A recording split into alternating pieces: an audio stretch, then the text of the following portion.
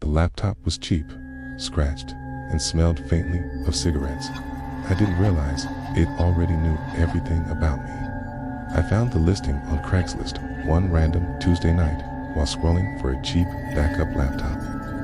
I run a small freelance editing business and needed something just to work on during travel. He gave me an address, an apartment complex about 30 minutes from my place. Called. The door creaked open like something out of a bad horror movie. Inside, the place was dim. No furniture, no decorations, just a folding table in the center with a laptop, a charger, and a post-it that read, "Factory reset, all yours." No answer. A minute later, I got a text. Doors open, laptops on the table, leave the cash on the counter. No profile picture, no name, it's just a time and unit number. I figured, whatever, I'd meet him in public or near the parking lot. Worst case, I'd walk away. Okay, the post was simple. Used MacBook Pro, $200 OBO, works great, just upgraded. Same deal, were dozens of me in the shower, me sleeping, me on the toilet. Some of them had sound. Me, this time in my kitchen, making coffee. The microwave clock in the background showed 3:14 a.m. I don't even remember being awake then. The screen flickered to life. It wasn't factory reset. That should have been the first red flag. The desktop was cluttered with folders, docs, pics, untitled, and one labeled VIDS. The guy responded fast. His messages were short and no fluff. Checked behind the couch, under the bed, in the vents, even behind wall hangings. Nothing. I live alone, in the studio. There's not a lot of hiding space, but those videos weren't faked. They were real. But when I got there, he didn't come out. Weird. I almost bailed right then, but curiosity and the price kept me hooked. I didn't tell him the whole story, just said I bought it used and found weird videos.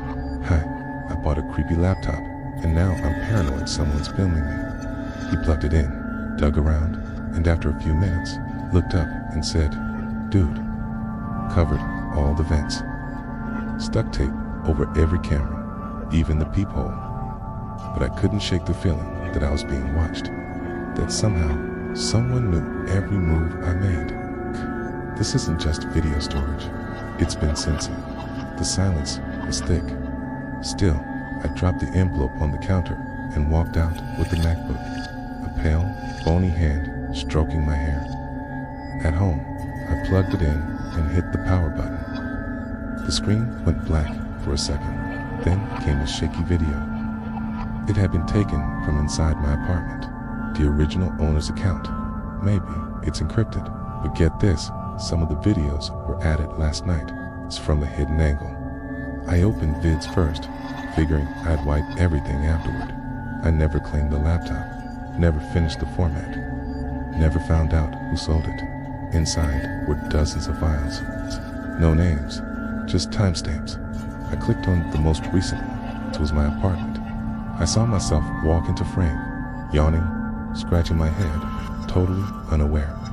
The camera zoomed in slowly. I paused it. My heart was pounding. Unlisted, hosted on a sketchy site. It took a minute to load. My living room from the hallway. It was nighttime, and the lights were off. Lying in bed 2 nights ago. The camera was inches from my face. I scrubbed through the video. I opened another video. The pit in my stomach grew.